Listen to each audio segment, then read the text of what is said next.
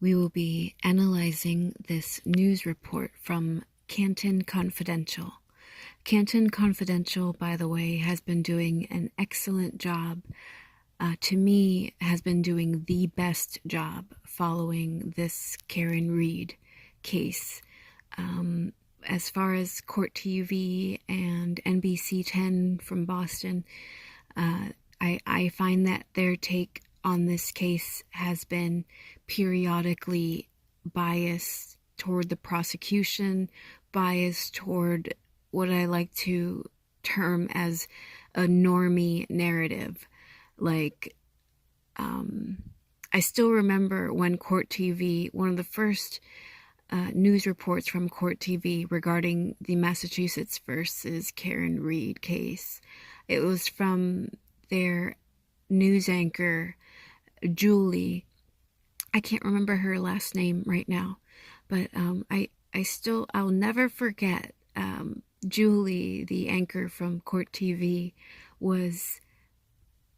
had made up her mind about Karen Reed before the trial even began. Before the trial even began, and before Court TV was even in Dedham, Massachusetts for the Karen Reed trial, Julie hosted a news report about the case, and she was like, oh, she definitely did it. And I was taken aback, Julie, aren't you an attorney? Every single news anchor on Court TV is an attorney, was an attorney, is a judge, or was a judge. Every single news anchor on Court TV is or was a lawyer. And for Julie to just out the back say, oh, she definitely did it, before the trial even began, I felt like it was such a normie narrative. It was such a normie take. To me, a normie is someone that just kind of takes things at face value and follows mainstream everything and mainstream trends and doesn't really think for themselves and doesn't really read between the lines when it comes to society and societal issues. So to me, Court TV from the get had a normie narrative about the Karen Reed case, and NBC 10 Boston did the interview with Paul O'Keefe, and I just did not like how the news anchor who had interviewed Paul O'Keefe seemed at times to agree with Paul O'Keefe that Karen's behavior the morning that John O'Keefe died was suspicious because she was quiet and because she left, and it was a very one-sided story from Paul O'Keefe, and I felt like the news anchor could have asked him a lot more questions about it, give us specifics, well, what were you saying to Karen Reed that morning? What was your family saying to Karen Reed that morning? Did you guys do anything to make her want to leave that morning? Anyway. So, not to digress too much, let's analyze this news clip from an excellent news source, Canton Confidential. They have been objective, they have not been biased, and they've had people reporting from the courthouse.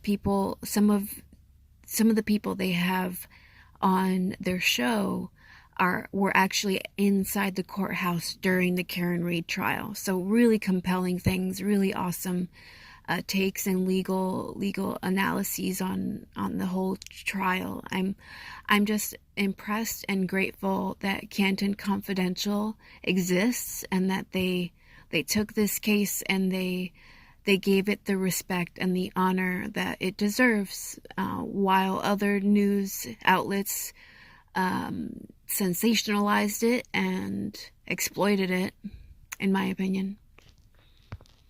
Happened today in court, expert analysis, and what we could see next. This is coverage you won't see anywhere else. Canton Confidential, the Karen Reed murder trial, tonight at 7.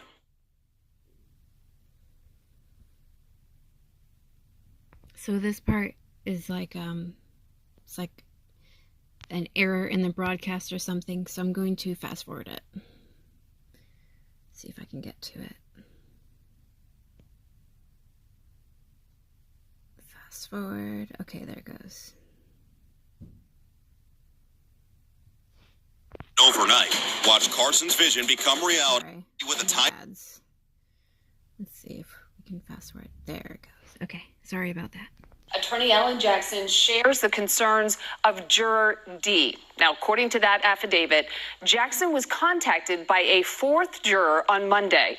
They described the last day of the trial as a whirlwind. And when asked if other jurors would agree with their statements, this juror, again, Juror D, said, quote, "Every one of us will agree and acknowledge that we found Karen Reed not guilty of counts 1 and 3 because..." So, if you're keeping up with the Karen Reed case so far, as of July 11th, 2024, today's Thursday. So as of July 11th, 2024, 3 jurors have come forward, and very recently a fourth juror has come forward. And the jurors, to protect their identity, they have been named Juror A, Juror B, Juror C, and recently Juror D.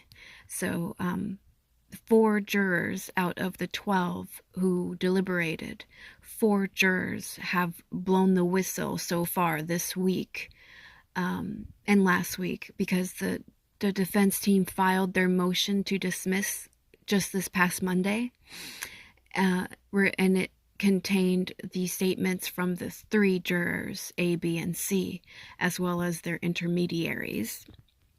So as of July 11th, there is now a fourth juror, Juror D, and again, all 4 of these jurors have blown the whistle following the mistrial.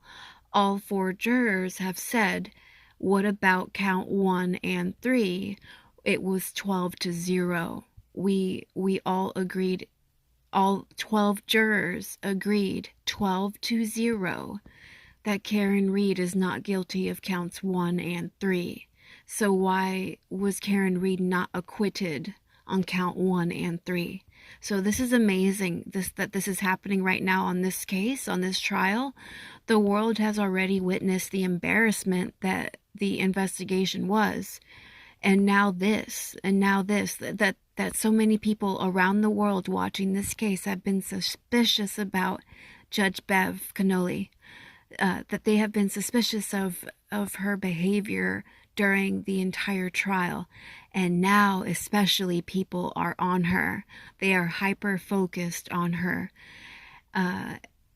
because she declared a mistrial without even asking the jury anything else about any other verdicts, any other counts. She just announced a mistrial, and to me, it was a disservice.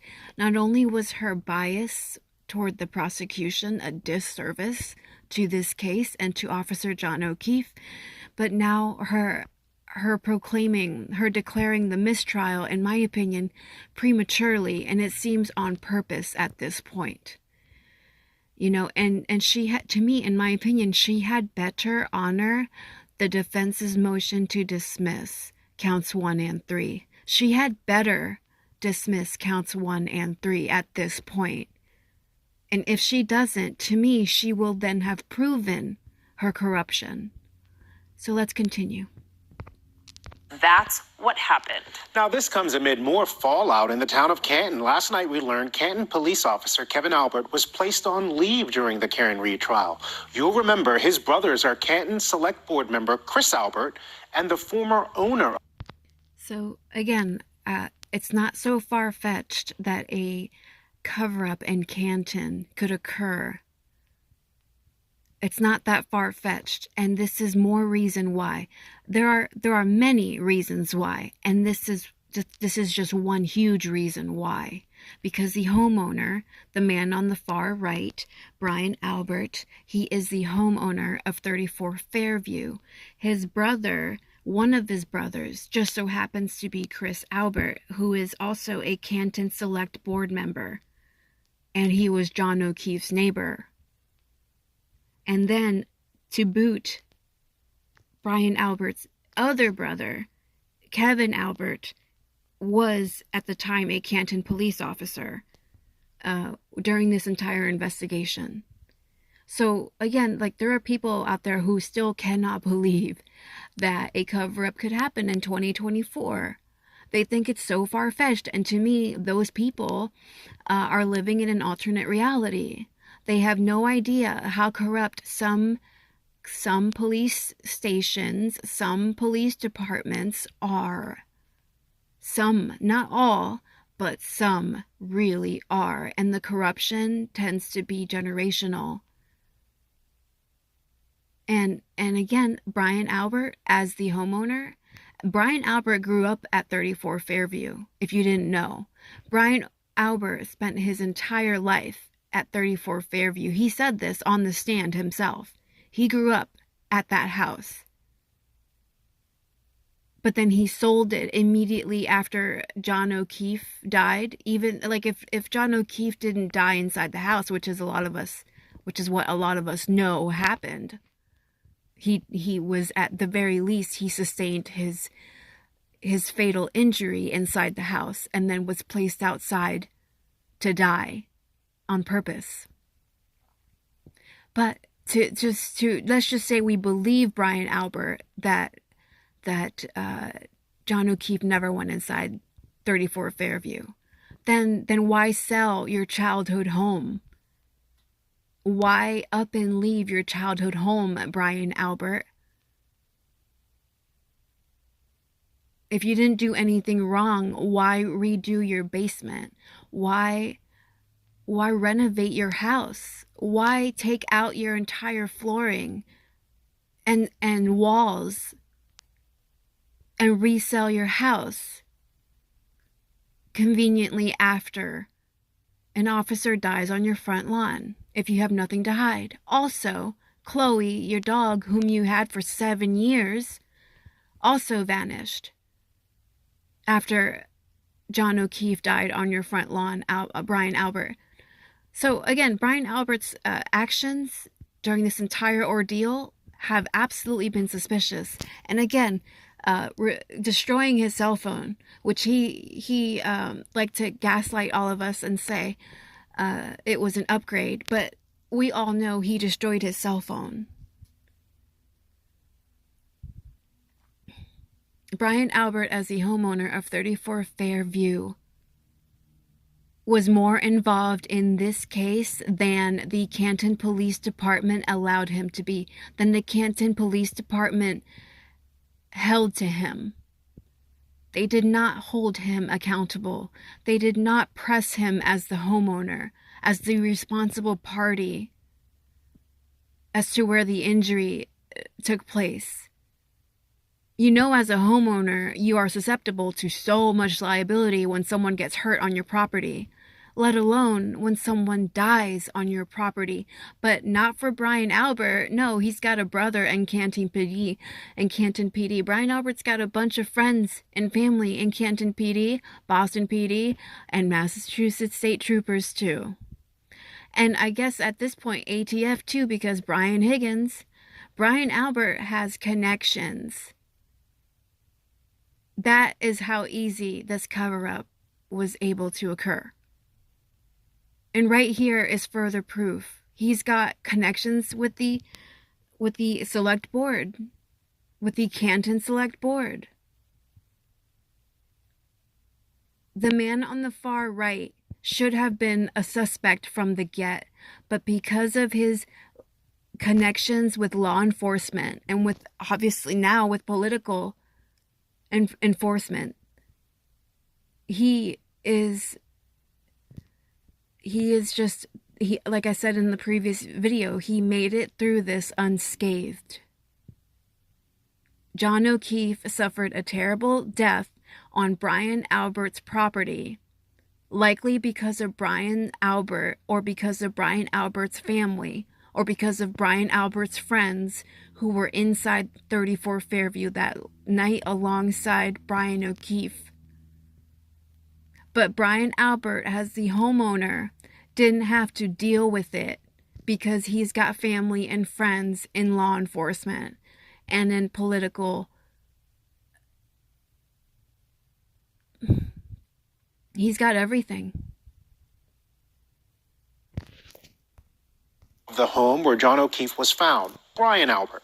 Both of them testified as witnesses for the Commonwealth. So we'll have much more on that a little later in our show. We want to begin with Kirsten Glavin live in Dedham with the latest on the motions. Well, all of this begs the question, was a mistrial declared too soon? The most recent juror to allegedly come forward, according to that juror, told the defense that at some point they were uncomfortable with how this trial ended. In yet another twist to the Karen Reed murder trial, a fourth juror allegedly coming forward stating the jury did come to verdicts on 2 of the 3 charges Reed is facing. Not guilty to second-degree murder and leaving the scene of a fatal crash. It's really imperative that this be taken care of as quickly as humanly possible, that we have to get this clarified on what actually happened in that jury deliberation room, and did they in fact reach a verdict on 2 of the counts. In new documents filed by Reed's defense team on Wednesday, the additional juror referred to as Juror D told attorney Alan Jackson the following. Jury believed that they were compelled to a resolution on all counts before they could or should. I'll press play, but I want to emphasize this. This is a statement from the most recent motion that the defense submitted on Wednesday. So they submitted their most recent motion to dismiss on Monday, and then they submitted this on Wednesday. And it reads, the jury believed that they were compelled to come to a resolution on all, it emphasizes the word all, counts before they could or should report verdicts on any of the counts. So, just reading that line again, the jury believed that they were compelled to come to a resolution on all counts before they could or should report verdicts on any of the counts. That is why they were they came to a verdict for counts 1 and 3, and they were assuming they had to come to a verdict regarding count 2. And that's why they made that last note that the judge read out loud, the impasse. We're so sorry, we can't make a decision. But when in fact it was that they did make a decision on count 1 and 3, but they were under the impression that they had to make a decision on count 2. And so it's like they put it all in one basket. And they were like, we're sorry, we can't decide. Sorry, we can't give you what you're asking for. But what it was is that they did give the court what the court asked them for. It's just that the court the court failed at clarifying their instructions. Not only was the verdict slip confusing to begin with, but then the court did not. I'm telling you, this judge failed this jury. This judge failed Karen Reed, and this judge failed John O'Keefe. I'm going to continue reading. So I'm going to read again. The jury believed that they were compelled to come to a resolution on all counts before they could or should report verdicts on any of the counts. After discussion, the jury decided to inform the court that they were deadlocked and they expected they would get further instruction about the remaining decided counts thereafter. So from that point, they expected they would get further instruction. They were not expecting that the judge was going to declare a mistrial. They were expecting that they could just tell her, we can't decide, and then she would give them further instruction. And I'm sure if she gave him further instruction, that we all would have discovered that day, the last day of deliberations. The world would have discovered that day that Karen Reed was not guilty of count 1 and 3. Sorry. That day. If the judge just was a little more thorough in her job that day, if she cared just a little more about Karen Reed's rights and John O'Keefe's justice, she could have been just a little more thorough that day, rather than throwing the baby out with the bathwater, like I said in my previous video. And the statement continues. Juror D explained that he/she was confused and upset that such further instruction never came. This is insane, and this pisses me off. This pisses me off. So much of the case to begin with pissed me off. All the details about the fake investigation that the state conducted, and how the defense was the only side to come out with any science. Like, so much of it is so extremely upsetting to, like, as is, and then come to find that Karen Reed was not guilty at the very moment the judge announced and declared the mistrial. This woman was not guilty of counts 1 and 3.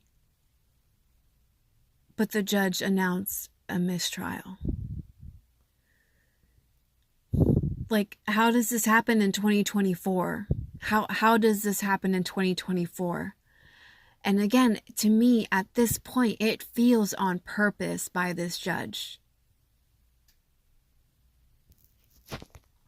Report verdicts on any of the counts. After discussion, the jury decided to inform the court that they were deadlocked, and they expected they would get further instruction about the remaining decided counts thereafter. Juror D explained that she was confused and upset that such further instruction never came. Juror D allegedly making several statements, including, "Is anyone going to know that we acquitted Karen Reed on count 1 and 3? No one ever asked about..." And again, how does this happen in 2024, people? People, how does this happen in 2024? How does the state of Massachusetts allow this investigation to happen the way it did in the first place? All those little pockets of conflict of interest all up in this case in the first place. Again, Brian Albert, Brian Higgins making it through unscathed, even though they were directly involved, even though it was proven that John O'Keefe was inside the house. And then when you go through the trial with this judge, Massachusetts, all taxpayers all up in this trial, expenses being wasted, only to find that not only was the investigation a screw job, it was botched, it was fake, but the trial itself was all for naught, because actually the jury didn't even buy it. The jury didn't even think that the prosecution may prove their case, and they were confused about the second because it involves being intoxicated. And according to the prosecution, Karen Reed was intoxicated. But again, there are theories about that. If you ask the online community, there are people who think she was not intoxicated. There are people who think that the prosecution lied and didn't get their numbers right. Will we ever know if Karen Reed was actually intoxicated? I mean, for John O'Keefe to trust Karen Reed to drive him to 34 Fairview, you would think that she wouldn't be intoxicated. For an officer to trust Karen Reed to drive him somewhere, you would think she wouldn't be intoxicated, right? But then again, Brian Albert was drinking and driving. Brian Higgins was drinking and driving. Brian Higgins did most of the drinking and driving that night. He probably did it more than anybody else. He partied, and then he went to the police station to move shit around and some other bullshit. So I'm just saying that the jury was conflicted on count 2 because count 2 involves intoxication, and according to the prosecution, Karen Reed was drinking and driving. But the jury did not buy for once that Karen Reed killed John O'Keefe. If you look at count 1 and count 3, she's not guilty. So again, the state of Massachusetts brought this case forward unnecessarily. They should have investigated the Alberts, they should have investigated the McCabe's, and they should have investigated Higgins. But instead, they put a woman on the stand. Well, she didn't go on the stand, but they put a woman in the spotlight that they didn't have to. They allowed fingers to be pointed at this woman without first analyzing any evidence. And it took the FBI and the DOJ to conduct their own independent investigation to tell us any truth. We were not going to get any truth from the state of Massachusetts on this case. We were not. That was clear. And obviously the jury agrees with me. And how fucked up that she was found not guilty of count 1 and 3, but it didn't matter because the state of Massachusetts has continued to fail Karen Reed and John O'Keefe. And they're victims. They're the ones who are truly mourning over his death. The ones who are truly mourning over John O'Keefe's death.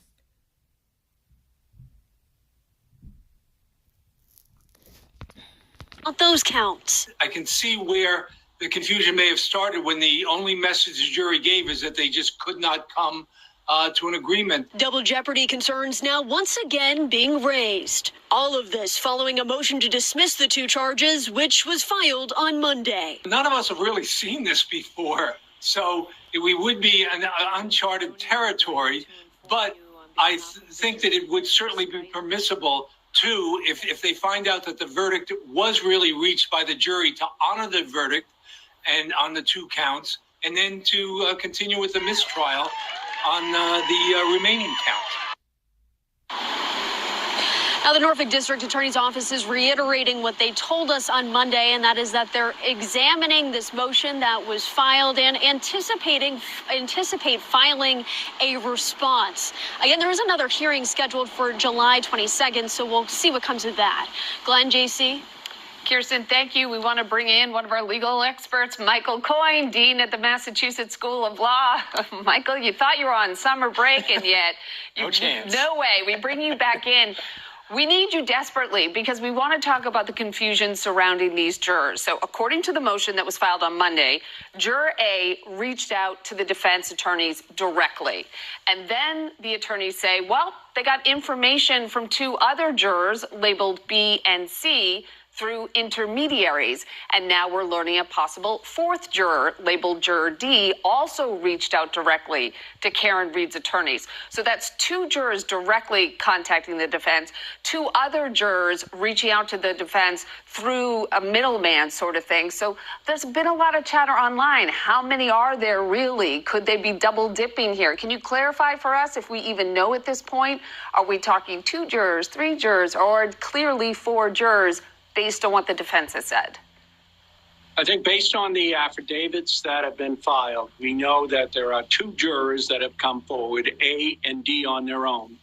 And D has even said that they would be prepared to come forward and testify in court with respect to the decision that he or she says that they reached, as long as her privacy was maintained and that her identity could be kept secret as well. She would then, or he would then, come forward and testify in court with respect to it. I do not believe that Juror A said the same thing, and B and D came to us from intermediaries, what we call hearsay, so we're not really sure what B and C would be prepared to do should the court move forward with the next step.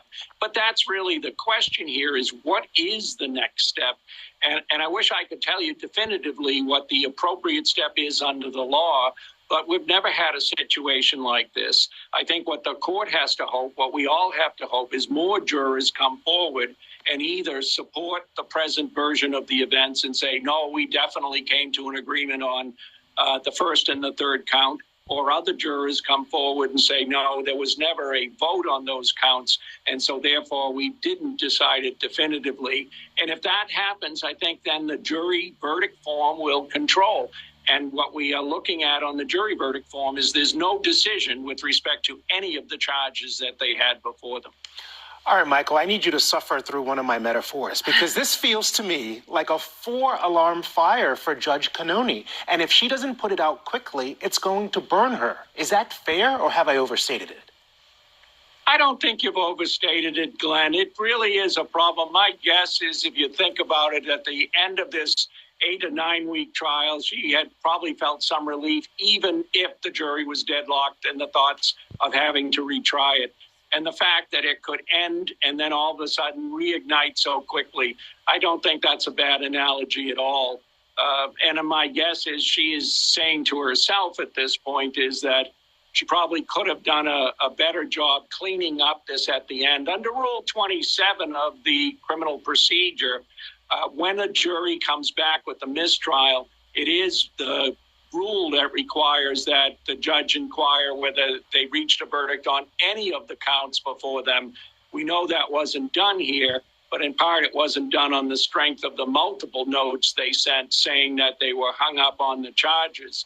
I mean, you've got to remember here, at no point did they say, in reporting to the judge, hey, we did at least part of our job. We found a verdict on counts 1. Right.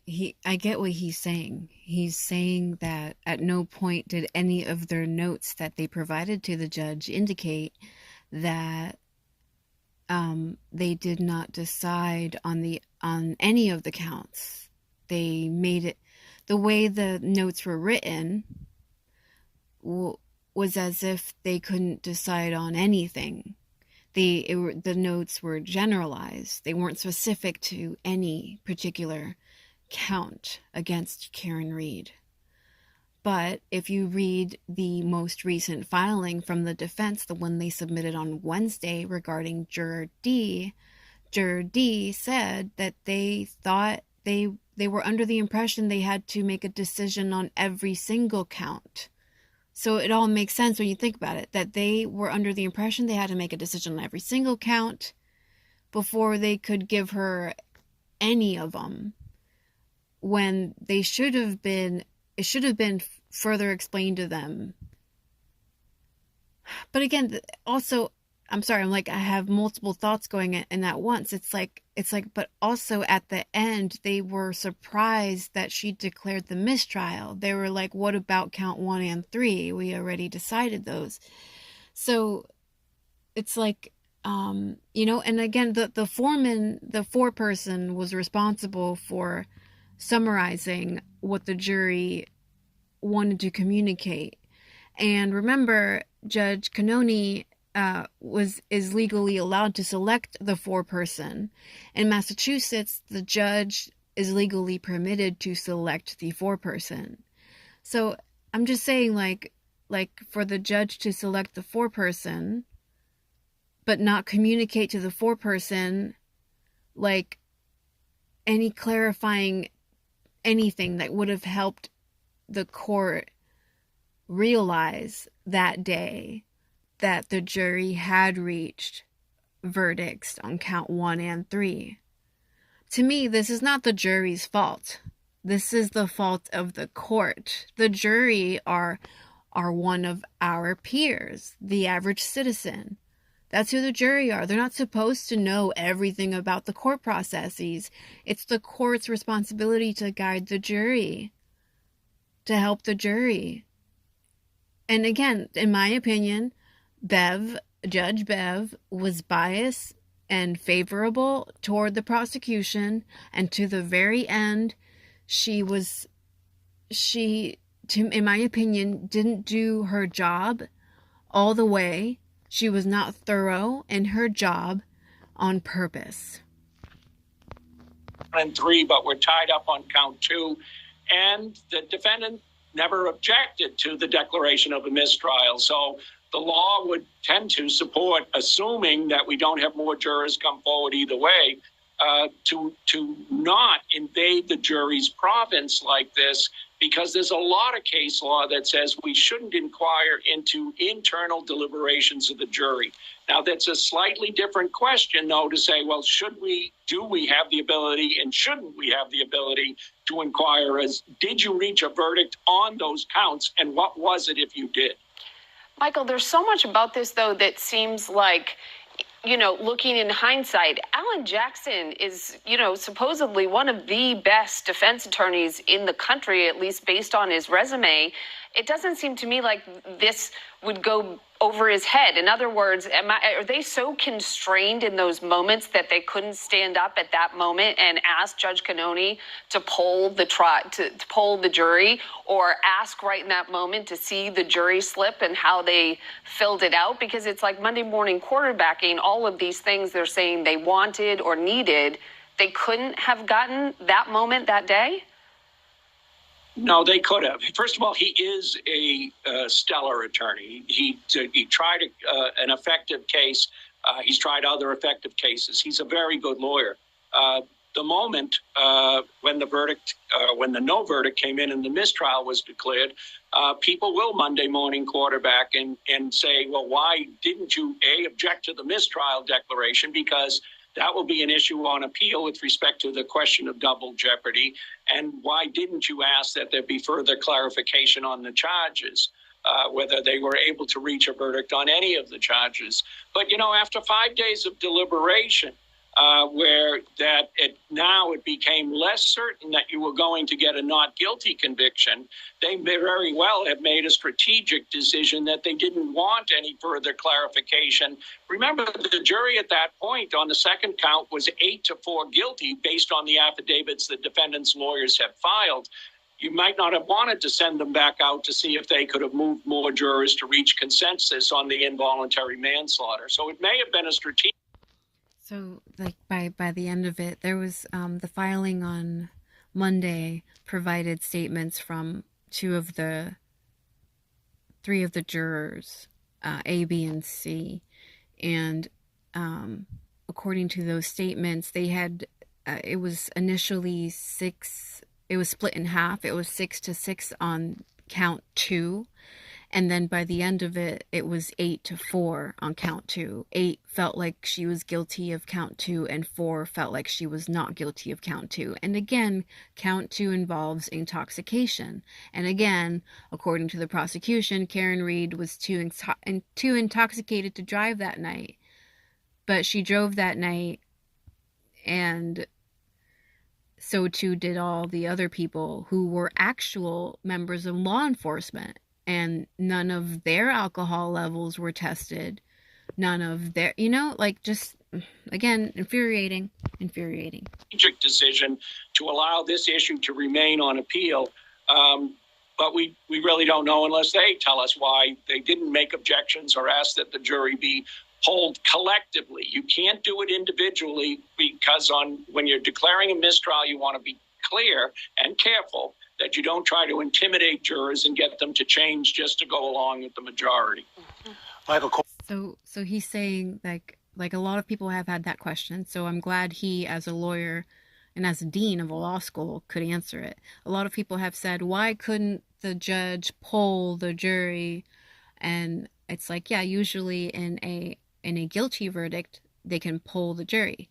Or in a not guilty verdict, they can poll the jury. But in a mistrial, they have to be more careful because the jury, by polling the jury during a mistrial, members of the jury could be intimidated into changing their responses by hearing other people's responses. So I get what he's saying, and that seems very logical from a psychological standpoint. Like that could happen.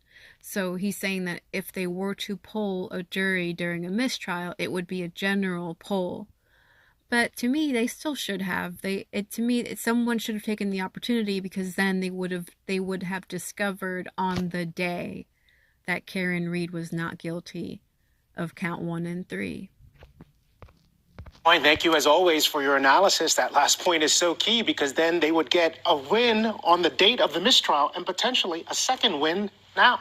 Still ahead, our courtroom insider and commentator Sue O'Connell will join the conversation. She reflects on how the jury reacted in those moments right after the judge declared a mistrial. Stay with us. You're watching Canton Confidential. I love this moment. Through the commercials.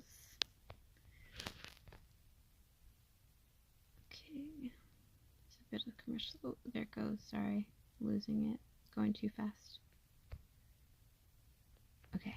Tonight is our courtroom insider and commentator Sue O'Connell.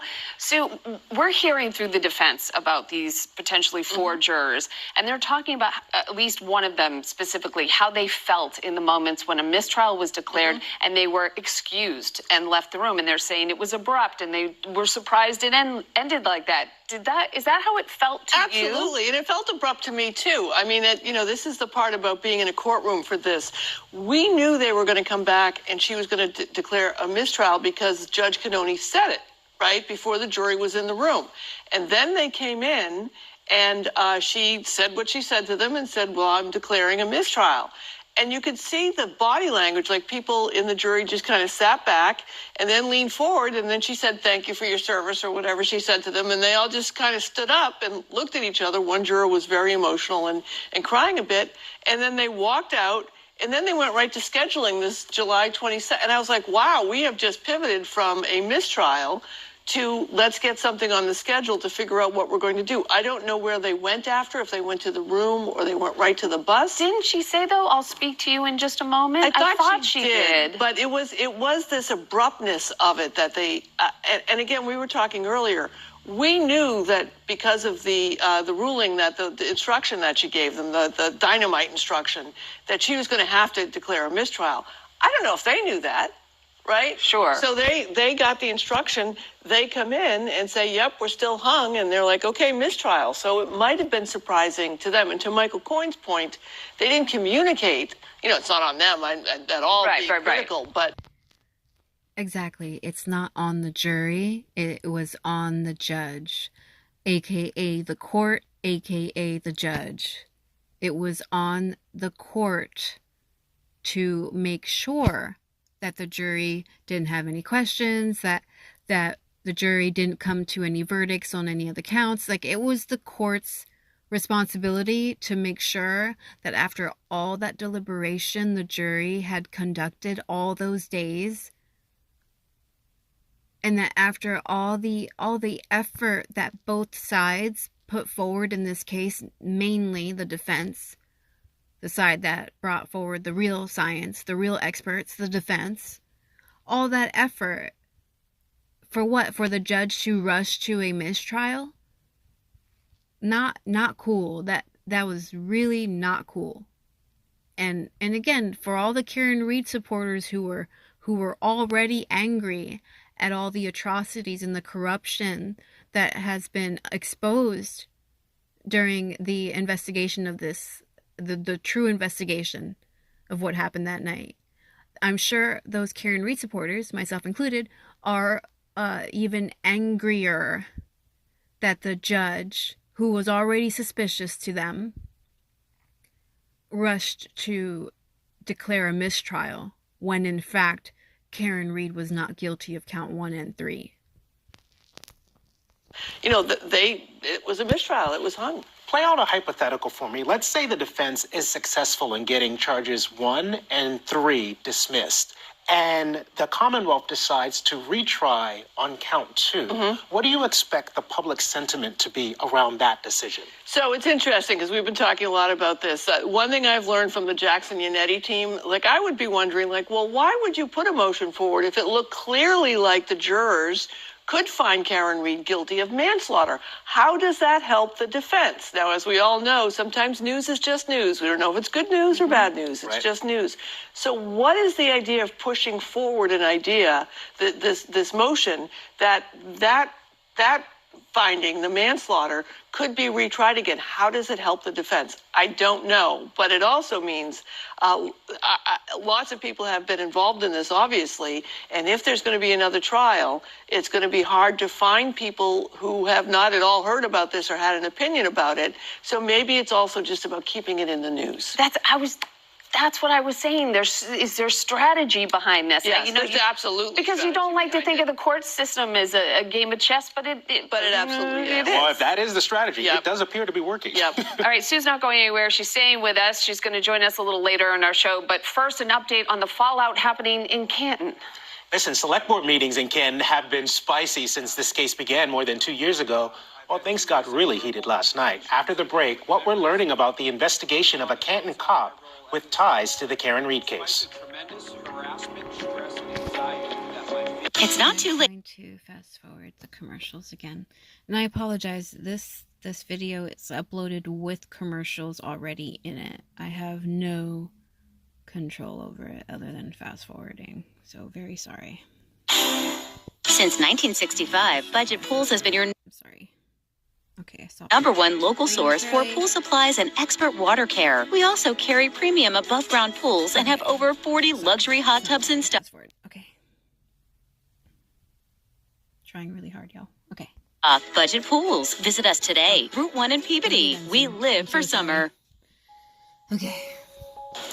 Chief Rafferty has placed Kevin Albert on paid administrative leave while an outside please be quiet. While an outside a major announcement at last night's select board meeting in Canton. You heard some applause from the crowd there when it was revealed Canton police officer Kevin Albert was put on leave. He's the latest law enforcement officer to come under scrutiny as a result of testimony in the Karen Reed murder trial. Kevin Albert was not part of the Reed case, but he did work on a separate investigation with State Police Trooper Michael Proctor. So I get it. The normie narrative is Kevin Albert had no involvement in the Karen Reed case, but conveniently, Kevin Albert is and was a Canton police officer while Brian Albert, his brother, was living in Canton while John O'Keefe died at 34 Fairview in Canton. So she can say, and the official narrative could be that Kevin Albert had no ties to the Karen Reed case, but I beg to differ. I think there's too close of a connection there, too close of a... It's just too convenient for Brian Albert to have a brother in Canton PD and for this to clearly be a cover-up, and for Kevin Albert to have no involvement in the cover-up as a Canton police officer when this death of John O'Keefe occurred in Canton at Kevin Albert's brother's house. While Proctor was the lead investigator in John O'Keefe's death. Our Eli Rosenberg has more on the spider web of people coming under scrutiny post-trial. Good evening, Eli.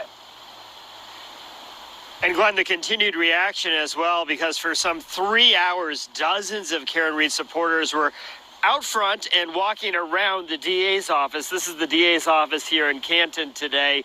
Meanwhile, we're learning a lot more about what transpired during a very heated town meeting here in Canton last night. In Canton this evening, a march around the district attorney's office. This after a second officer now on leave after Karen Reed's 9-week trial. Dominoes are falling. That's the best way I can say it. Chief Rafferty has placed Kevin Albert on paid administrative leave. Last night during a tense town meeting in Canton. Take your hands off of me. I have no rope setting off. Officials announcing Albert was on paid leave from Canton PD. Relative to his actions in a case he investigated with Michael Proctor approximately 2 years ago. Albert, seen here in video from a story we did back in 2014, is the brother of Brian Albert, the homeowner where John O'Keefe's body was found in January 2022, launching this investigation in the first place. There should be consequences. Yeah, rewinding a bit. Administrative leave. Last night during a tense town meeting in Canton. Take your hands off of me. I have no rope setting off. Officials announcing Albert was on paid leave from Canton PD. Relative to his actions in a case he investigated with Michael Proctor approximately 2 years ago. Albert, seen here in video from a story we did back in 2014, is the brother of Brian Albert, the homeowner where John O'Keefe's body was found in January 2022, launching this investigation. I wanted to pause because this is 34 Fairview, and back to my argument before. Again, Brian Albert owned this house. John O'Keefe died on the lawn of this house. Kevin Albert is a police officer in the town this house is in. Brian Albert and Kevin Albert are brothers. And Brian Albert had Brian Higgins in his house that night. Brian Albert communicated with Michael Proctor.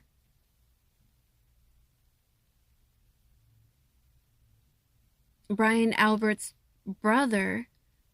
other brother, is a city board member in Canton. And again, this house was Brian Albert's childhood house. Brian and his brothers grew up in this house. And now this house is just gone out of the family. Do you know how big of a deal it is to live in the same house you grew up in 2024? I mean, this happened in 2022. But even in 2022, it is a big deal to still live in the house that you grew up in, and then to own that house, to be a homeowner at all in this day and age. With gentrification and everything being inflated on purpose, Brian Albert just up and sold this family home, this generational family home. And now he and his brothers don't have a landmark. They don't have a family heirloom. Like, I'm saying, that takes a lot for someone to want to move out of the house they grew up in when it was a house they inherited. And for those who think, like, oh, it was from everybody harassing him. Oh, it was from everybody coming over and harassing him. Like, whatever. Just like because it wasn't a cover-up, right? Because Brian Albert doesn't have family in Canton PD, and Brian Albert doesn't have family in the city board of Canton. And Brian Albert doesn't have hookups with the Massachusetts State Troopers, right? It couldn't have possibly been a cover-up. In the first place. There should be consequences for their actions. They're held to a higher standard. Albert's administrative leave, while announced last night, actually started June 13th. I was hungover for sure today, but he left his badge in your cruiser after a night of drinking. Days after these texts between Michael Proctor and Albert were shared during Reed's trial. Albert wasn't involved in Reed's investigation, but his name did come up during Proctor's testimony. 99.99% of the cases, the police are absolutely playing it square, that their testimony can be relied upon. However, there are those rare cases where things occur that causes the public to doubt the police. It was announced during that heated meeting last night that an outside agency is reviewing the allegations involving Albert. Meanwhile, you may remember last November, town meeting members did approve a contract for an outside agency to review the entire police department. That inquiry continues this evening. Live in Canton, Eli Rosenberg, NBC 10 Boston. Eli, thank you. It can be confusing, so you can find an interactive graphic of who's who in connection with the Karen Reed trial on our website, NBC10Boston.com. It's super helpful. Coming up, Sue O'Connell will return to the table. Her comments on covering this case since spring. We're back in just a moment. Fast forward through some ads. My apologies. Okay. Sorry, one moment. Some people will watch and say it's our news.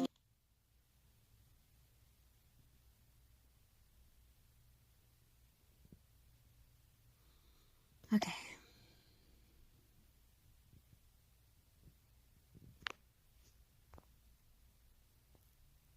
That can lead to a lot of disinformation. We've all seen it. When you look back on this case, the first Karen Reed trial, do you feel as if all the extra noise and attention gets us closer or farther away from justice? I think it gets us farther away from justice, but I think as we enter the campaign season for real, it's important for us, each of us, to consider what we see on social media, what the source is, and what the language is. I had information about the jury on Monday, the day that the mistrial was declared. I got it from a reliable source. I checked with our bosses. I couldn't confirm it. We didn't run with it. And then I saw opposite information being spread all over social media.